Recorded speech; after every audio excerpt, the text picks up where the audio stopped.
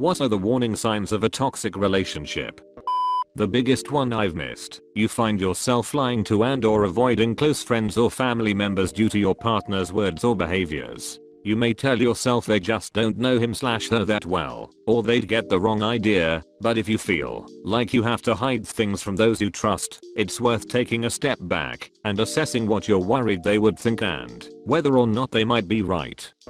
This is the simplest one that I discovered after the fact. If you feel your phone buzz with a notification and your first reaction is a tightened stomach and caught breath, you're in a toxic relationship. You shouldn't react to communication with fear.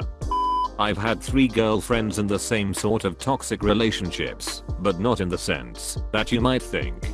For them it has boiled down to the fact that 100% of the time, they were the ones giving about 90% of the effort and their partner was giving about 10%.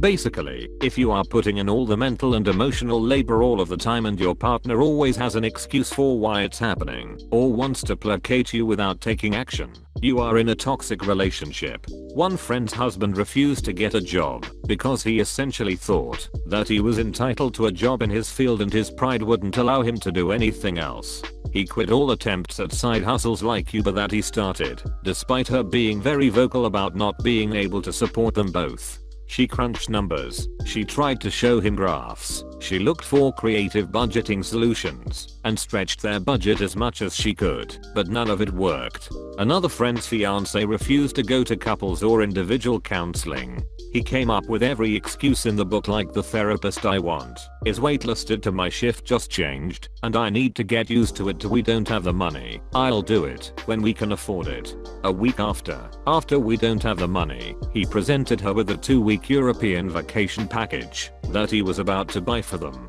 That proposed vacation was the last straw for my friend. It was essentially the perfect wake-up call that revealed how comfortable he had become in their relationship as it was, and how he wasn't willing to do anything but what he wanted to do. The problem with these types of toxic relationships is that on paper, it doesn't seem like the sort of thing you break up over. It's insidious. It creeps up on you, and you may not even realize that you're the one carrying the load all the time. It's sure honey, maybe next week over and over. Then you make excuses yourself, he's tired, or he works so hard, or he's such a great guy. Aside from this, or it's not, like he's beating me, or gaslighting me, or being mean to me, I should let this slide. And then before long you're both just existing. One partner quietly unhappy, occasionally mustering the energy to say I'm unhappy, and I'd like to change this. And the other partner feeling no sense of urgency, disagreeing with the idea that things need to change, unwilling to actually change, saying yeah, sure, let's talk about it next week.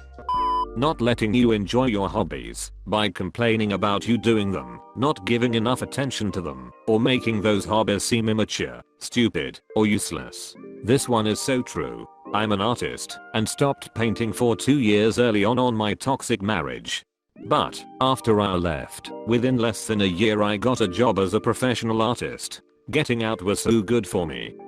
If you have to learn how to apologize when you're not sure what it is you did, if you're always the one apologizing, regardless of what happened or who was at fault, if you feel guilty about not being as sexual as you so wants, and feel obligated to do things you aren't comfortable with because they want you to, if they hit you, then try to justify it by saying it was a knee-jerk reaction.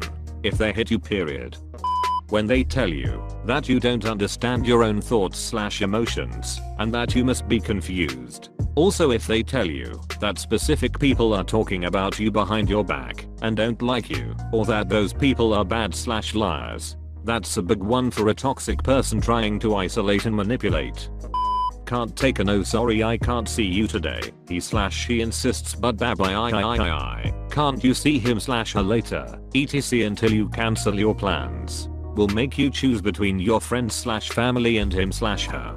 Jealousy is a huge red flag, especially when there's no rationale behind it, like being jealous of your brother when you're a straight girl, or saying you're too naive to see your best friend is secretly in love with you, and you're encouraging him, etc. Won't do the same for you, often gets upset, snaps, raises conflict from nothing, etc. You start to feel like you're walking on eggs all the time, even hide things to avoid getting into an argument or a conflict. will tell you are the reason they get angry because of how passionate they are about you / afraid of losing you, but will always say you overreacts when you're the one getting mad, belittle your feelings, spends entire conversations detailing why it was a stupid idea of you to go to this hairdresser or doing this thing that way, makes you feel guilty, tell jokes that hurts you. When you notice he/she pretends that it's to help you, to avoid you doing the same mistakes again, will always find a reason to be unhappy when something good happens to you. It starts with little things at first. You might catch them in a lie or two, for example. They get excessively defensive. Then they slowly start not trusting you, asking where you are all the time, that they need an answer as soon as possible. They play the victim card and manipulate you into thinking they are just looking out for you. You notice that they treat the people around them badly, or how they always paint themselves out to be the hero in a situation. They generally never had anything good to say about other people. They'll also try and turn you away from friends and family, people that you've known for way longer. If you ignore responsibilities and drop everything for that person, you're not in a healthy relationship. You're treating the other person as the most important thing, which is false. You should always be the most important person in your life and make sure your well-being comes first. I have seen too many people lose jobs, friends, school, because they put someone else's wants and needs above their own. Note, this does not apply with your children. Your children's should always outrank your own. When your so doesn't take your opinion into consideration. For example, one of my friend's parents argue all the time because the husband thinks he's right about everything and he doesn't change his opinion based on what the mom suggests. If you don't have a voice in your relationship, then it isn't a relationship, it's control. Relations with everyone else get much worse. You cringe at the thought of bringing up something. Others comment you used to have a love of life, but now you just don't. And you either keep defending that person, or are often asked if you're still together, or why you're still together. One symptom of a toxic relationship is not being able to identify one. When they make promises and it's your fault they broke them. RL example, BF invites friend over, while promising the friend will not spend the night. Both of them get roaring drunk way past my bedtime, and of course spends the night. It's my fault BF broke his promise, because if it was that important to me, I would have driven friend home.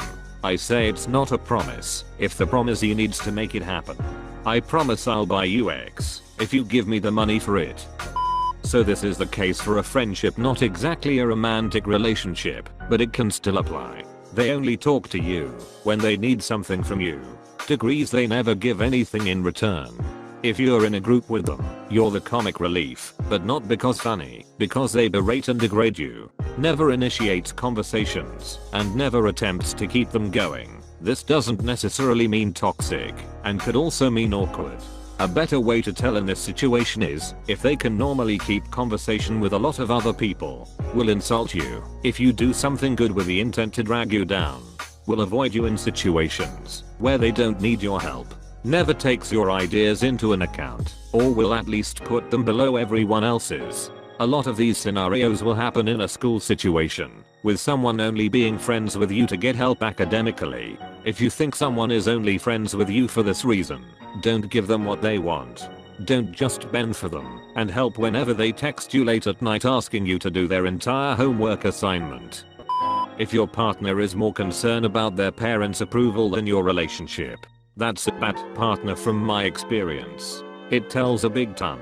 If you are willing to stand against the world with your partner and they are too busy lying and hiding you away from prying eyes. And no, you don't have to pressure them to show you off. But if your partner is clearly acting as if you don't exist in public, but you're there everything in closed doors, then we got a problem. When you see them after any time apart and they are not happy to see you. I get it, not everyone is happy all the time. But if their reaction to having you around is frustration, exasperation, and you feel like they don't want you and that they are merely tolerating you, get out. Nobody deserves to feel unwanted. Always avoiding or putting off talking about their issues until they are never talked about. Excuses about work just mean that you are not a priority in their life. This is the softer, more long-term turning on you play, and it's more painful. Relationships have highs and lows, but it's how you both deal with that makes it healthy or not. for me. Number 1 that I sadly have had to deal with is being rubber banded. That's what I like to call it. Not official term as far as I know.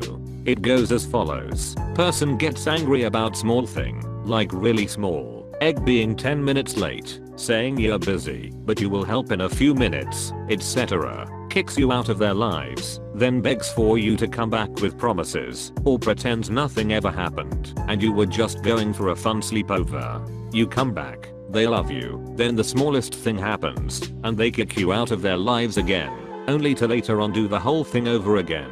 These people may say they love you, but if anyone does this, GTFO fast. Some parents also do this to their kids. Major nope.